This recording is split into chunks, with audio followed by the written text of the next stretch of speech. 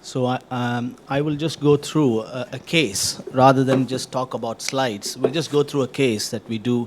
The best AF ablations are paroxysmal ablations that you know. And I won't go too much into persistent and permanent because they're not rewarding and they're less likely to be done in our setups. So this is a baseline ECG. All our patients, they don't have CTs. We used to do CTs very early when we were learning on left atrial anatomy because, about 10 years ago, our knowledge on left atrial anatomy was limited. To understand the 3D anatomy, we used to do a lot of Carto mergers and Avex mergers. For that, you needed a CT. Now, our knowledge on left atrial anatomy, the variations, the 3D maps that we build are fantastic. There's absolutely no reason to do a CT unless somebody has a very, very unusual or a congenital AF that you're doing. Then you need to know the anatomy. Otherwise, bog standard AFs, you don't need a CT. Once the patient's baseline ECG, you've confirmed that there is no substrates.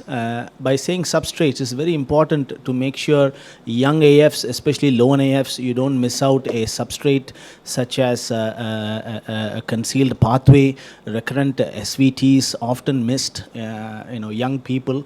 I think it's very, very important to do a baseline EP study, even though they have only documented AF. It's routine in my practice to do a 3-wire simple EP study and be prepared for AF ablation at the same sitting also. So doing a routine EP study, one is less likely to miss an SVT, which could be the substrate for AF, recurrent SVTs leading to AF. And the number of patients you get like that is a minority, but it'll be very, very upsetting once you finish an AF ablation, realize the patient has an SVT at a later stage. So it's very important you do a 3-wire study. And the baseline setup, routine setup is ablations is usually a whacker with a carinal line, DECA and CS. It's minimalistic AF ablation, so we don't use Agilus, we don't use Tacticath. Of course, more recently you have Tacticath. We don't use Tacticath. We just do two transeptals, two SROs, an SRO and SLO. Agilus deflectable sheath is used rarely. It is used more so for atrial tachycardias, where you have recurrent atrial tachycardias after AF ablation. But for routine AF ablation, we don't use Agilus.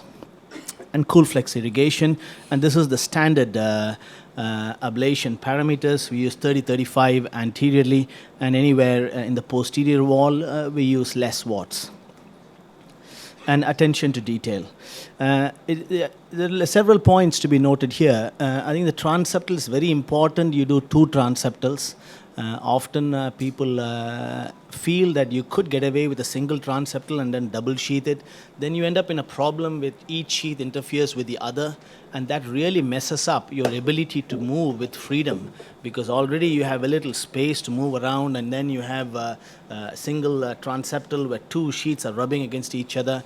You can have a phenomenal amount of freedom when you have 2 transeptal, because if you had 1 transeptal, it doesn't take too long, and it doesn't add anything to the risk by doing another transeptal, because you just managed to do 1 transeptal. So you have a landmark, you just have to go by the same and do another transeptal. And if you do 2 transeptal, you'll have that freedom to move around. That's very important. And Agilus we don't use for cost reasons, because there's 2 negative things from Agilus that I feel. The positives is, of course, you can get anywhere in the heart very quickly. The downside is the support you get with Agilus is huge amount of support. Sometimes the tactile feel I find is actually lost with Agilus, because Agilus is such a braided, very strong sheath, and when you have an Agilus bent somewhere, if you push the catheter over that, the amount of weight you will get at the tip of the catheter is well beyond 12-15 grams sometimes. And that can be a problem, especially when you're very early in your AF ablation career. But I guess once you build experience, then it is okay. That is something to bear in mind. I'm not against Agilus. I'm a great fan of Agilus. But something to bear in mind, beginners, that the amount of tip weightage you will get with more braided sheets, more dedicated deflectable sheets is going to be far higher than what the catheter alone on an SRO on a non-braided sheath is going to be achieved. So that's very important. These are basics of interventional cardiology that one has to bear in mind before doing AF ablations. Once the setups are done, this is the most important step that we take a lot of time. Basically, a very slow movement, getting an absolutely precise anatomy as possible. To get the precise anatomy, there's two things. One is we have a very, very low threshold to go on GA. It's not for pain. GA allows you to get this very stable respiration so that your respiratory gating is absolutely pristine. Number two, the patient is never going to move because the whole ablation we are doing based on a 3D map, which is completely reliant on anatomy. Therefore, it is absolutely important that your anatomy is pristine and the anatomy doesn't move. And the only way the anatomy does not going to move and is going to be absolutely where it was meant to be is by making sure the patient breathes exactly the same from the beginning to the end and by making sure the patient doesn't move. And these two are best achieved with GA. And GA is very least expensive in our country, so there's no reason to do this GA. And by using GA, the patient actually has a very, very low threshold to say yes for a second ablation too, because they have such a phenomenal experience. They go, sleep off, get up and out. Rather than say, oh, move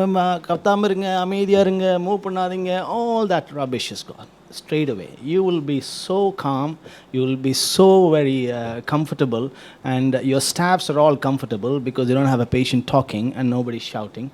So it's very, very important the patient has a very, very smooth experience. And counseling. And we counsel like chemotherapy. So you'll have first session, second session, third session. So that's very important. One of the things we always think is we deal with AF ablation, especially beginners, is like an SVT. So you come in 100% cure out, and that's sometimes the referrers who's not an electrophysiologist, they send them for AF ablation saying, அங்கே போய் அப்ளேட் பண்ணுங்க அவ்வளோதான் அதுக்கப்புறம் பிரச்சனையே இல்லைன்ற மாதிரி they send. But actually what they need to understand is a substrate ablation. It is not a pathway. So we need to be very open, gain the confidence of the patient by saying, you will get 80% cure. If you have a PAF ablation, you may need a second session. If you are lucky, you won't need a second session. So be prepared right at the beginning for 2 sessions minimum. And if you get that right at the beginning, it is very, very easy to get the patient understand the disease and understand the ablation process. These are all very important. These are not ablation points. I think this is something I found very useful in my practice, so I'm just sharing what we do. Then coming to the anatomy, again, they're all on GA.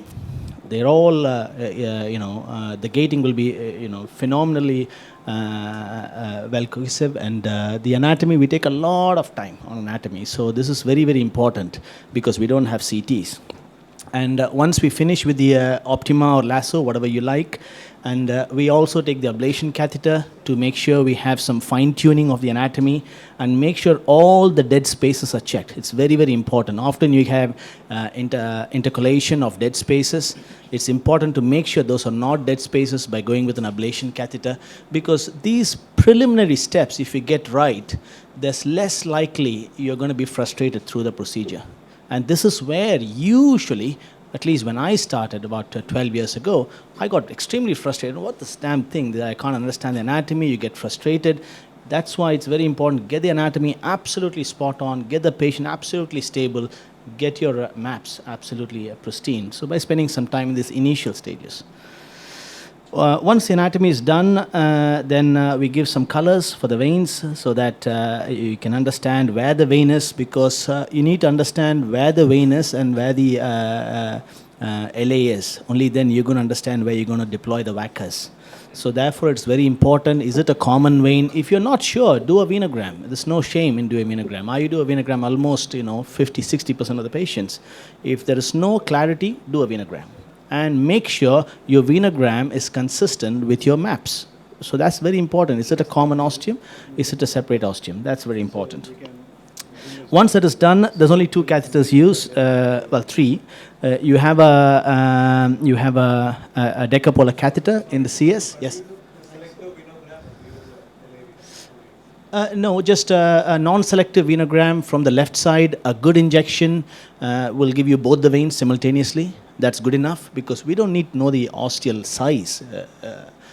We just need to know the ostium. So a good 20 ml syringe injection, very important, 20 ml syringe, that's the key. 10 mil is not enough. There's no reason to actually stop the heart. Some people use adenosine, some people use rapid pacing, some people put a pigtail and do an injection. I think that you can do that too, but this is the simplest way. I always get very good images. You just park your SRO or SLO wherever on the left side, give a big 20 mil injection, you will know exactly where the ostium is. If you want, you can do an LAO and RAO view, that's fine.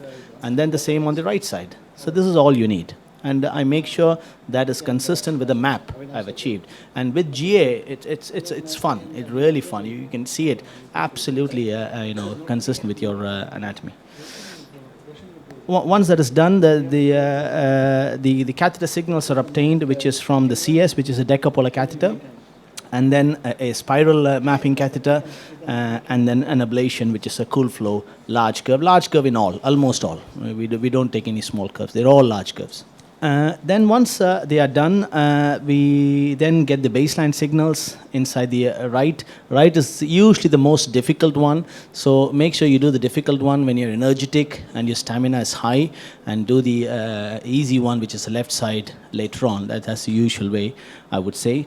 And if it's a persistent, we always put two catheters, one in the RA and one in LA, just to record the baseline dominant frequencies, because very rarely you'll find the dominant frequency in redo failed AF ablations from the right side. That is something to bear in mind to make sure you ablate on the right side. So that is for persistence. For otherwise, we don't need to record dominant frequencies. We just go straight to the left side. So you can see here signals. There's a near field and the far field signal. I'm not going to go into the signals. I'm sure you're well aware. We're just going to talk about strategies. And once they are done, then we finish the VACAs. So we don't go by segmental ablation. You can do segmental ablation, but we do a VACA now. So we just do an anatomical ablation. We don't look at signals, nothing. You can forget about the signals. Just a nice VACA. And make sure you take your time with the VACA. And once the VACAs are done, you can do a carinal line also. Once the carinal line is done, then you're going to check for electrical isolation. And how do we do for electrical isolation? This is what we do. We put the spiral inside, and the ablation outside or inside, wherever, and we check for exit block. It's very important, because what we're trying to do is actually create exit block. That's what we're trying to do. Often you put a spiral inside, there's no signals, people come off. I think that may not be the right way, at least from my practice. We always make sure we do our very best to make sure exit block, because that is what you're trying to achieve, which is AF, by preventing ectopics coming into the left atrium. So until you demonstrate that, you can't be sure your endpoints have been achieved. So it's worthwhile spending some time. It is frustrating initially. You may not get signals into the pulmonary vein, but you're doing a VACA. If you're doing a VACA, you're actually inside the left atrium. There's enough left atrial tissue, or there's enough tissue between the left atrium and the pulmonary vein where you can put a catheter and stimulate a myocyte. So that's very important. It's important to take the time. That's because I've got my anatomy right. I've got my VACA right. So if your anatomy keeps moving right from the beginning, remember what I said, if your anatomy moves, then you don't know where your vein LA anatomy is, and everything becomes a mess. So once that is done, so here you can see here, let me just take my pointer. So we are pacing from inside the right superior pulmonary vein. How do I know that I've paced and captured? You have a pacing artifact and you have a near field. So I know I've captured the nearby myocyte, and that nearby myocyte is consistently captured in the left atrium. Agreed? So therefore I know, even though I've achieved a nice VACA, there is consistent exit conduction. So we have not achieved exit block. It's important not just pace and show this, it's important you demonstrate near field capture. If you don't have near field capture, you don't know whether you've captured, and therefore any signal you get here is going to be irrelevant. That's very, very important. So now once you know there is no exit block, you need to find the gap and then ablate in those regions. So you can see here I've finished my right VACA. I'm just touching up places where we think there are signals, and once that is all done, then we have this dissociated signals. right superior pulmonary vein is isolated, which I'm sure you'll agree. This is the end of right superior pulmonary vein isolation. So there's no signals, all far field. Now next we move into the right inferior pulmonary vein after VACA. Again, you can see here, even after a VACA, the right inferior pulmonary vein, you have bright signals. So it just goes to show that you just have to check each signals one after the other. And here we've started ablating for the right inferior pulmonary vein signals. Because you've already done a VACA, usually you don't have to go back point by point. You just have to go back and look for the earliest signal in your spiral. So here you can see here the earliest signal in my VACA is somewhere near 11, 12, 13, 14. So you have to now get your ablation catheter somewhere very close by and find a signal. Once you find a signal which is much ahead of the earliest signal in the spiral, that's where the signal is entering. And that's where you need to give your best buzz. Even if it's posterior wall, doesn't matter. If you've got a signal, just give 30 watts for a few seconds. That's okay. As long as your watts drops, you have a nice burn. It's very important you get that. And once you have this earlier signal, then we burn there. And then that isolates completely. So that was the spot. We finished the carina line also. You can see here the earlier signal, ablation, and then this just a point ablation. You know, although you have signals everywhere, the electrophysiological way is to look for the earlier signal, burn exactly there, and then you have isolation. Once that is done, now you know the right upper and lower are both isolated. Now it's time for exit block. Now you can see, again, I'm pacing from ablation catheter, pacing from inside the right inferior pulmonary vein. You can see here there is local capture, which you will all agree, but this is not entering into the left atrium. So therefore, we have demonstration of exit block. This is very important. And it's not over yet. We'll go through again. And here, this is just the NAVEX maps showing exit block. And this is just a summary of the slides of the right inferior pulmonary vein isolation. And here you can see no exit block. And here you can see exit block. No exit block. You have capture, near field signal, but consistently going into the CS. But here, capture, near field signal, and dissociation. So it's important you demonstrate exit block. Next, we go into the left side. Left side, pretty much the same. You finish the VACA. You don't have to check signals at all. As long as you have signals in the left vein, it is rare not to have any signals. You just press on with the VACA because that's the endpoint you're trying to achieve, complete isolation. Once isolation is done, of course, during isolation, you will get near field and far field. Very, very common with the left side because of the left atrial appendage. I'm sure you're all well versed with looking at the signals and checking for near field and far field with pacing and sucking in of the signals with the pacing. So that's what we do also. And here you can see a very steady VACA along the left side. Also a carina line also. And the posterior wall is important. You get contact, make sure you get signals. Very, very important. Never burn without a signal because either there's two reasons. Either you're burning on scar or you don't have contacts. There's no point in burning at all. It's very, very important. You get nice signal. And to know you're getting nice signal, you're in contact, it's important to see your map, you're touching. If you have a touch software such as Tacticat, well and good. It's very, very important if you can get Tacticat to use it, especially when you're beginning, because it really increases your confidence and decreases your complication rate and also increases your efficiency of ablation. But we don't routinely use Tacticat because of cost issues. So posterior wall, we do come down with the watts because you don't need that much temperature. And we just finished the VACA. And the most important place where you need to concentrate is actually the groove. By saying groove, I mean the distance between, the area between the left atrial appendage and the left upper.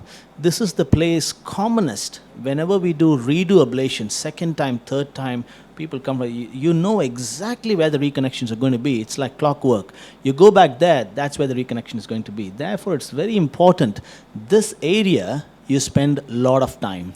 And by saying spending a lot of time, not just spending time literally, is actually doing a very good work, making sure your contact, your burn, you need to fry the tissue really well so that it doesn't come back. And how do we know we are really frying well is by making sure our contact is really good. And how do we get safe contact? It's not just by poking, is to give indirect contact. We bend the catheter. So imagine this is the left atrium, this is the right atrium. You have a transeptal, this is the left atrial lateral wall. You put your catheter all the way down and then extend the catheter. The catheter tendency is to come out straight. Now that is going to have contact. And now as you pull back, there's no way you're going to lose contact. It's going to touch the outermost part of the cart. So these are the ways you can make sure you don't just push, but actually you give indirect contact whereby you are not going to cause a problem by pushing hard. So here you can see, after left vaca, we're targeting the earlier signal. Now we've finished the vaca. The anatomical ablation is done. Now we're going to check for signals. You can see here the left pulmonary vein is still intact because you have signals coming into the left atrium in sinus rhythm. So we're going to target the earliest signal. Where is the earliest signal on spiral? Somewhere here, 7, 8, 9, 10. And there you got an ablation signal, and we burn there. Give a good burn and make sure you get ablation outcomes here. You just far field, and that ablates. You can see here with ablation, left superior pulmonary vein isolation. This is all far field. After ablating, very often you find you ablate and you think everything is gone, and after some time it comes back. And this is typically because you're straddling in a piece of tissue which is not quite the point, because it is actually the conducted heat. So if you're ablating somewhere, your signal goes out after quite a few seconds after ablation, and the signal comes back, I wouldn't waste any more time there. It means you're not in the right spot, but you're very close to the spot. It means the temperature took some time to reach the spot. That's why your signal went quite later from the start of ablation, and it has come back because you didn't fry it well. So therefore, you need to get to that spot. And if your signal goes off very quickly, within usually less than 5 seconds, you can be pretty much sure you're on the spot, and it should not come back. This is after a successful left superior pulmonary vein isolation, and you can see the signals on NAVEX.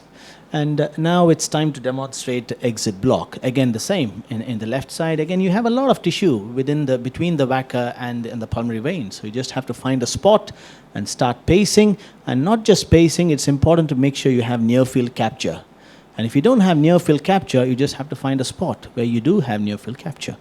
And once you have that, then you're going to look at the CS signal to see if there is capture. And here you can see there's absolutely no capture, and that is evidence of exit block. So is it far field or near field? We won't go into that. You're just going to pace, and you will know whether the signals are getting sucked in or not, because left side, left upper, almost always you will get far field, and it's important to check those far fields are indeed far field and not near field by doing a pacing maneuver.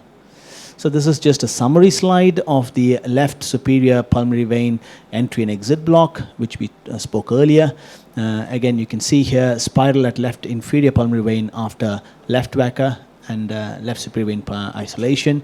You still have signals, and here you can see we paced again from the left inferior pulmonary vein to demonstrate exit block, but there was no exit block because you can see here I'm capturing and consistently going into the CS. So therefore you have to find that spot and burn again.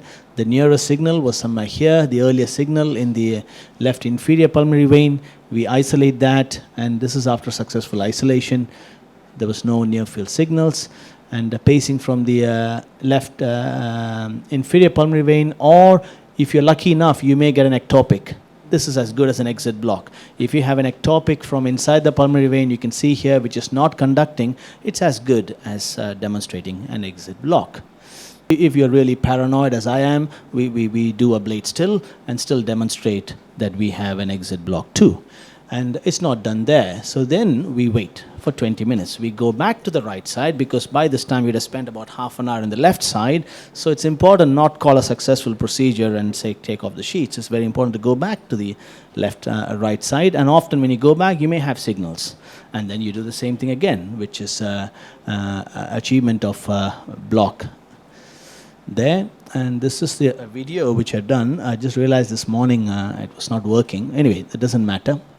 So to conclude is, I think attention to detail is very important, to keep it as simple, least number of catheters, and good ablation lesions. It's important to fry the tissue well, and it's important to get evidence that you did burn and you have complete necrosis. There's several ways you can achieve that. No signal with good contact is a good sign that you have achieved a good signal. The other way is you can pace from that spot and make sure you don't have capture. And getting entry and exit block is very, very important. Bidirectional block for AF ablation should be the rule if we want to achieve good outcomes with AF ablation.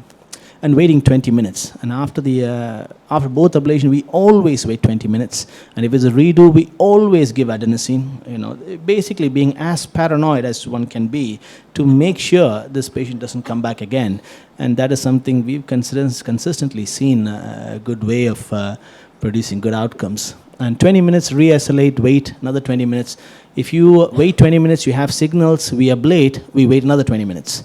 So the 20 minutes finishes only when you don't have signals. So until you have that, we keep on going. It's very important. One of the things to bear in mind is if you don't get the first lesions right, there is often a lot of edema around it. And that edema will give the false impression that you've got an exit block, and then you may not pick it up at all, which is why it's important the first burn is a proper burn. If you don't get a proper burn, the edema associated with that, the more time you spend, the edema can give you a false impression that you do have exit block, good lesions, but actually it's not. It'll come back again. People have tried steroids. We used to do high-dose steroids and all that. But the best way is to just get a good burn right at the beginning, which means make sure your contact is good, your anatomy is good, your signals are perfectly gone the first time round. And recheck with adenosine. Induce AF in persistence and even in regular AFs, we always finish ablation and we induce. Our routine is to go down to 220 milliseconds in 2 different sites in each chamber. So in the left atrium, either in the roof or lateral wall, 2 different chambers. You need to rapid pace and make sure you don't get a tachycardia. If you have a sustained tachycardia for greater than 30 seconds, it means you've got to do something about it. That's very important, because if you do an AF ablation and you manage to sustain a tachycardia for minutes, that has to be got rid of, because the patient is more likely to come back with that. That's very important.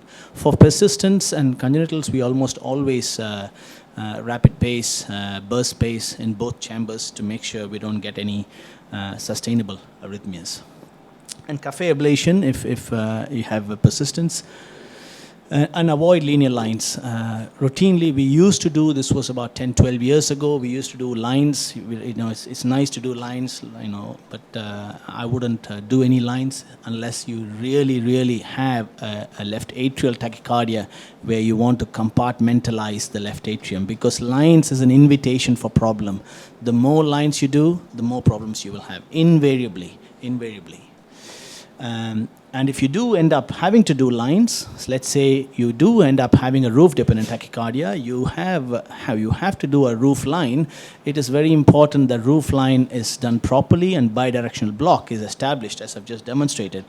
Pace on either side of the ablation line and make sure you have complete isolation. You will never have a good roof line if your vaca is not intact. That's very important too. Often people spend a lot of time on roof but never get isolation. That's because their vaca was never proper in the first time. If you don't have proper vacas, your line connecting will not disconnect from one end to the other. You will go around the lines. So therefore, it's very important you have first a good quality vaca. Only then you're going to have a good quality roof line or a mitral line. And that's same for mitral line too. If you don't have a vaca in the left vaca is properly done, your mitral line, whatever you do, is going to conduct anteriorly. So that's very important. And stay tuned to this dedicated AF therapy course conference, which is going to be announced very soon. I think all the faculties in India will be there. This is going to be a dedicated course, as is Europe AF or London AF. This is something that's growing up, building up in India, and it's very important we all come together where we focus just on AF. Just an AF, not just AF ablation, medical management, LA appendage closures, AF therapies, and I think that's best dealt with electrophysiologist. Even left atrial appendage closure, I think a lot of structural interventionalists do, as I do too. I think they're the best in the hands of the electrophysiologist, because you spend more time in the left atrium than many structural interventionalists, and you do more transeptal than many structural interventionalists. And same with mitral clips, the ability to move around the left atrium and get down and precision is best with electrophysiologists. That I've seen consistently, and this is a good platform to make sure these are promoted by the best people, and it spreads knowledge.